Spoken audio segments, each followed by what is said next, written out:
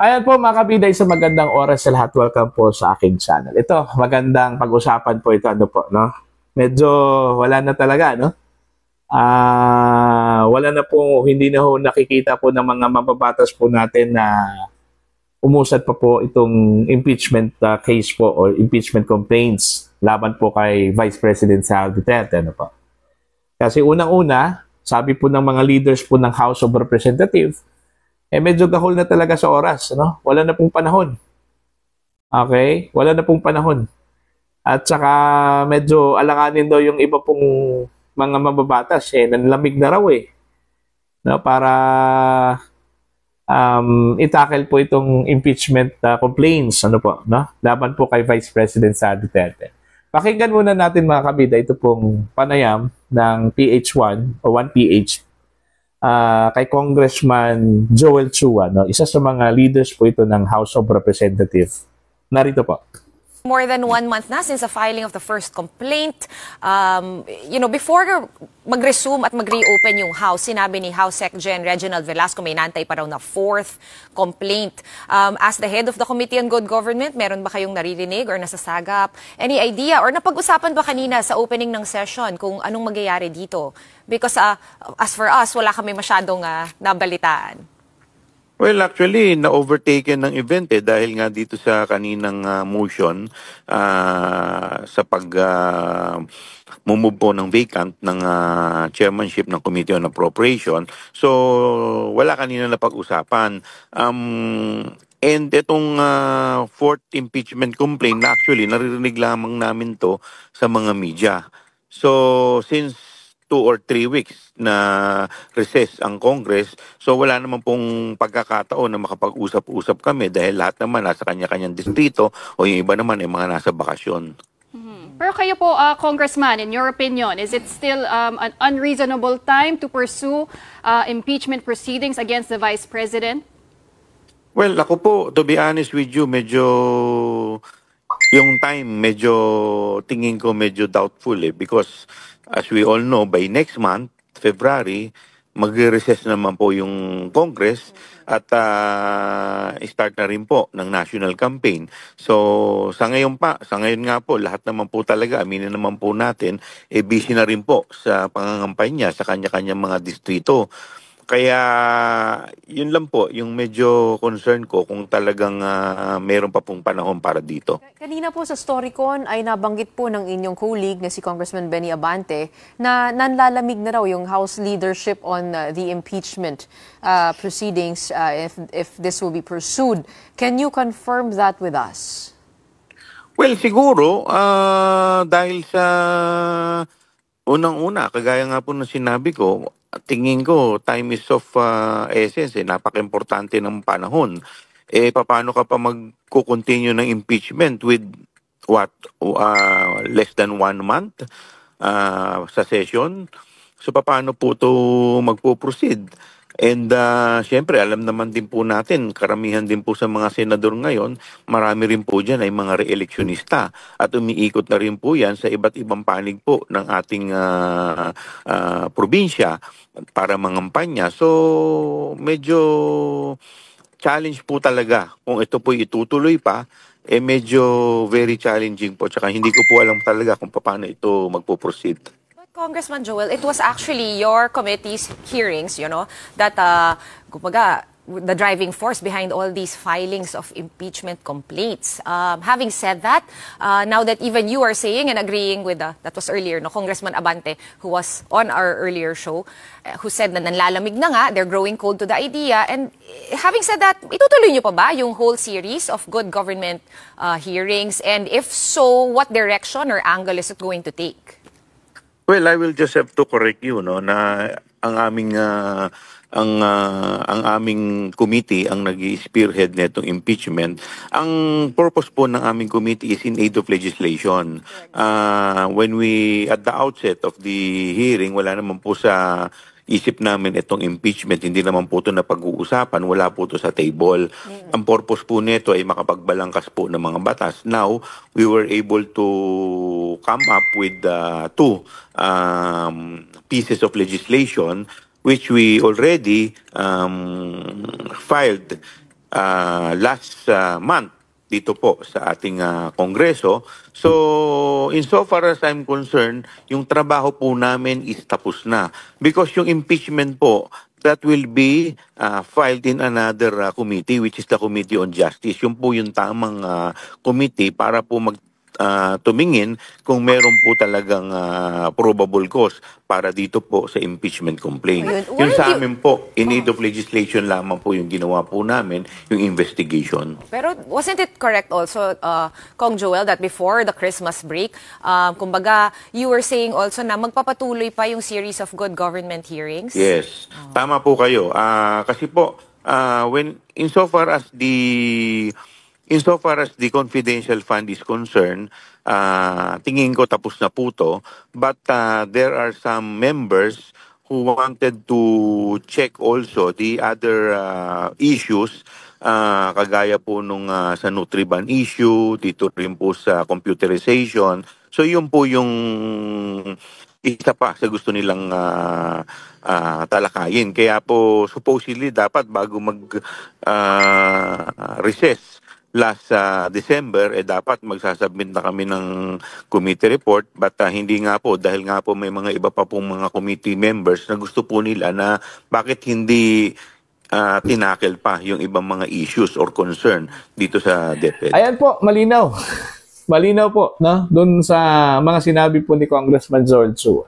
Una po, ang malinaw doon is gahol na po sa oras. Okay? Gahol na po sa oras. So most likely, parang hindi na ito matatakel po for this Congress, no? 19th Congress. No?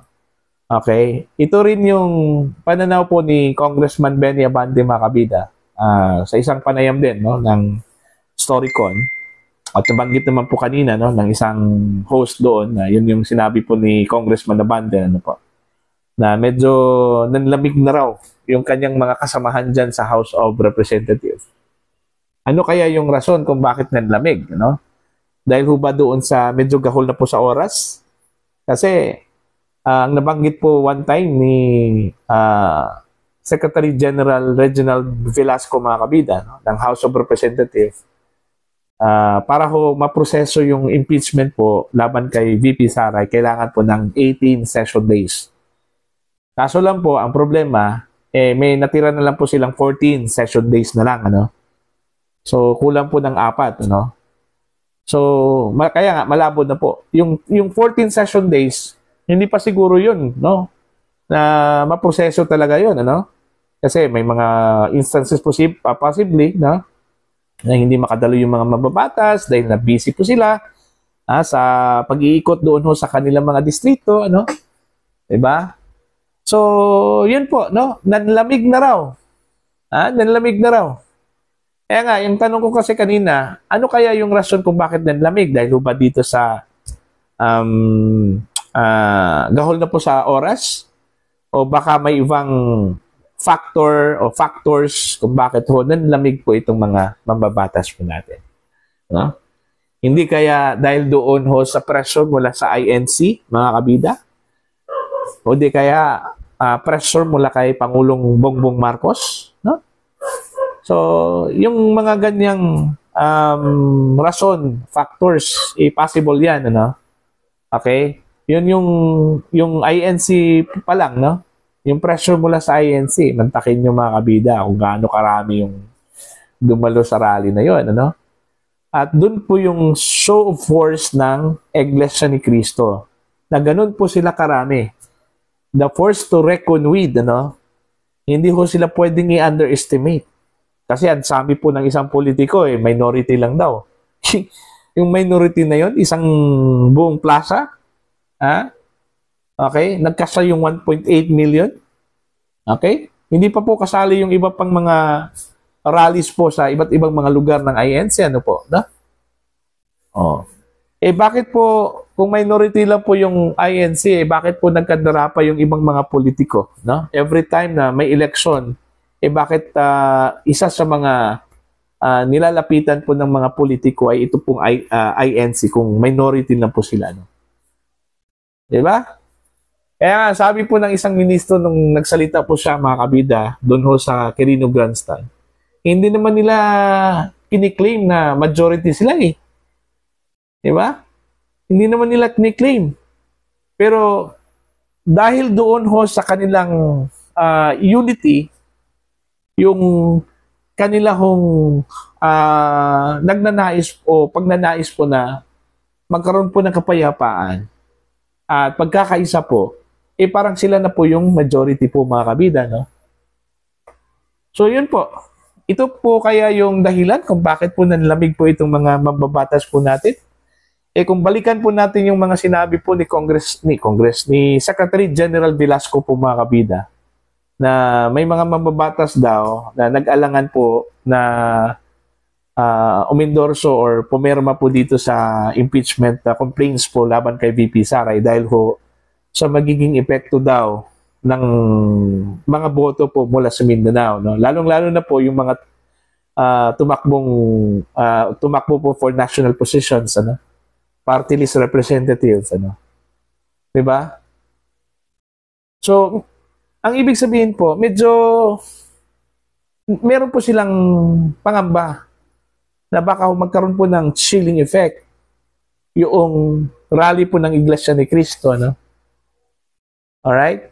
Siguro yung iba, ito, my own speculation lang po ito, in my own opinion lang po, ano? Natatakot po sila, most probably, no? Na baka balikan po sila, magkaroon po ng backlash. Yun po yung sa tingin ko po, mga kabida, no? Kaya nanlamig po sila ngayon. Pero hindi ibig sabihin na hindi na po nila itatakel ito, ano? Siguro po, baka palamigin lang po nila ito, no? May interest sila dito, mga kabida, eh. Yung boto po ng Iglesia ni Cristo, no? So, kailangan po nila ngayon. Alright? Palapit na po yung election at kailangan po nilang lumapit doon ho sa Iglesia ni Cristo for the votes. Okay? So, siguro after that, after election siguro, baka yun. Itatakel nila yun, ano? Pero sa ibang kongreso na po, no? Sa ibang set of members of House of Representatives na po, no? Kung mag-iba yung mga kumbaga set up po doon ho sa House of Representatives. Kasi halimbawa yung mga mananalong representative after 2025 midterm election ay mga kaalyado ni VP Sara. Wala talagang impeachment complaints, ano? Hindi talaga masiserve, mga kabida, yung proseso po ng impeachment complaints o impeachment process, ano? So, yun po yung medyo dilemma po, mga kabida, ng mga nagsusulong po ng impeachment complaints. Kung paano po nila ipupush po itong impeachment laban po kay VP Sara para ho dito sa 19th Congress. Kasi pag pipilitin po ng mga mambabatas, baka po injustice naman yon doon sa part po ni VP Sara, no? Di ba? Kasi pag hindi po isa-sakto po doon ho sa allotted time at session days, mga kabida, baka sabihin po ng kampo ni VP Sara, minamadali ninyo. Di ba? So, dapat po, kung gusto nila pong ipupush yan, bigyan po nila ng sapat na panahon. Okay? Sapat na panahon. Yung 18 days o session days, according to Regional Velasco, yun yung required, no, na time po para maproseso po itong impeachment dyan sa House of Representatives bago po yan aakyat doon ho sa Senado, mga kabida. For your opinion, mga kabida, anong sa tingin po ninyo dyan? No? Kindly comment. And sa mga hindi pa po subscribers sa akin channel, please subscribe. Just click the subscribe button, click the notification bell, click all para updated po kayo sa aking mga uploads. Maraming salamat po sa inyong lahat. God bless po, mga kabida.